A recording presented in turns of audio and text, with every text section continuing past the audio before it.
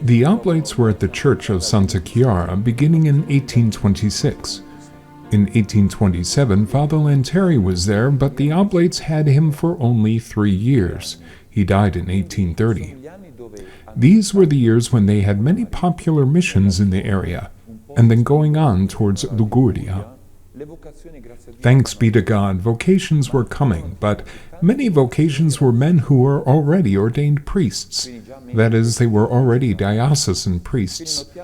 They had the beauty of an initial enthusiasm, they attracted vocations, but they did not experience much community life because they came from a diocesan formation, and this is a matter we will talk about later. So, at a certain point, we were seeing trained priests who were able to go anywhere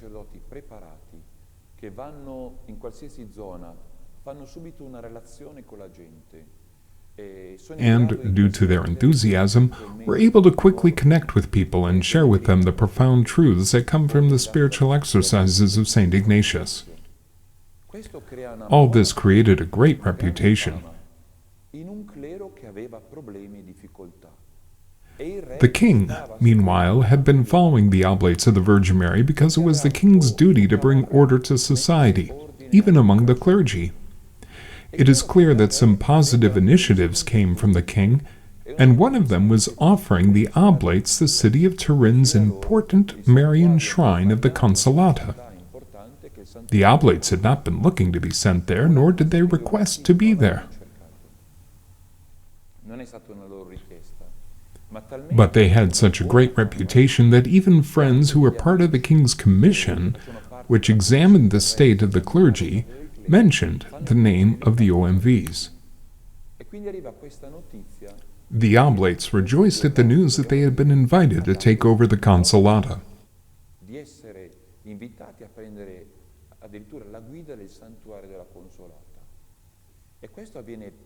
I don't have the exact dates with me, but this was about 4 to 5 years after the founder's death.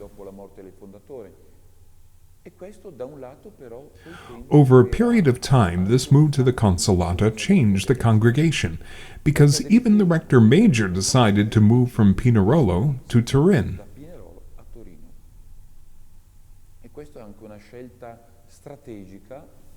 And we can say that this was a strategic choice and also the choice to embrace a new way of doing things for the OMVs, because we found ourselves keeping busy, not only with giving the spiritual exercises, but also busy managing a shrine.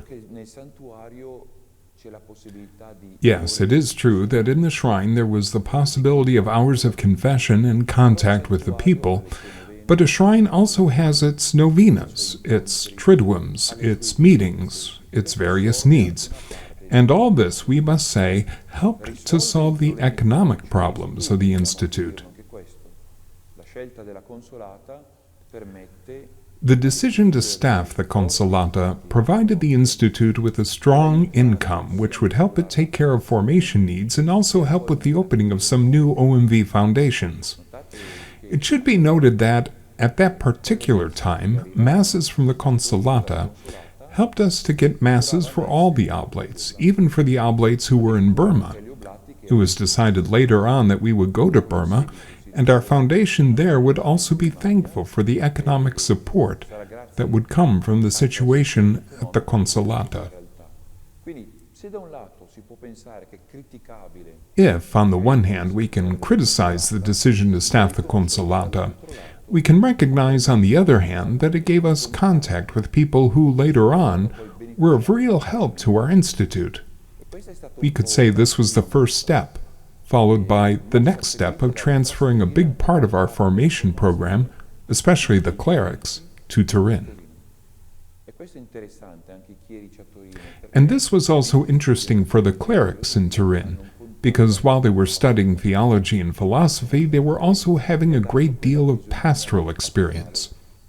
It needs to be recognized that they gave a pastoral face to the Oblates, who we were now forming, because they came to us when they were just young men.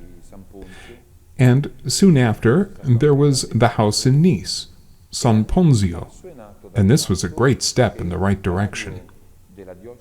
This step happened because the vicar of the Diocese of Pinerolo had just been appointed as Bishop of Nice. As soon as he came to Nice, he thought about bringing the Oblates of the Virgin Mary there too. But he did not do this to give us the chance to give popular missions in the exercises. Instead, he wanted us to help him in the formation of his clergy. And this is the particular aspect of our charism that brought us to the house at San Ponzio. Actually, in our congregation we had deacons and also men who had just been ordained priests, who needed their last period of formation before entering the parishes. We were caretakers of this crucial period of formation. It was all in our hands. Today it would be odd to think, at least in some places, of a bishop handing over the training of his priests to a religious order. Today it is almost unthinkable. But at that time, even Bishop Andrea Galvano saw in the OMVs the ability to transmit the pastoral style that he was looking for. And this was because he saw us as missionaries, as men who knew how to relate to others, and even how to give a homily. And remember that up until that time, the priests were not able to explain the gospel. Many times their Sunday homilies consisted of reading a prepared text already written. They were almost incapable of teaching catechism. Then the Oblates taught them, not only the important liturgical norms and how to use the missal, but also the basics of public speaking. Teaching them about moral issues was important because at that time we were trying to get out of a period of big confusion due to the aftermath of the French Revolution. But not only that, confusion was created by all those schools of thought that took root in the clergy, schools of thought like Jansenism, Gallicanism, Rigorism, and Febronianism.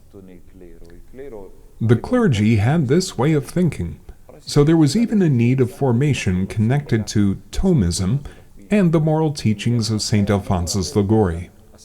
We can say they had to keep it simple, because they didn't look at all theological doctrines, just certain ones only.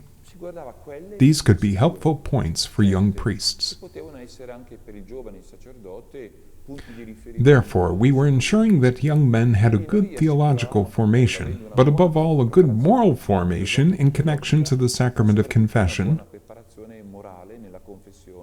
spiritual direction, and even helping with discernment, this being a feature certainly coming from the spiritual exercises of St. Ignatius.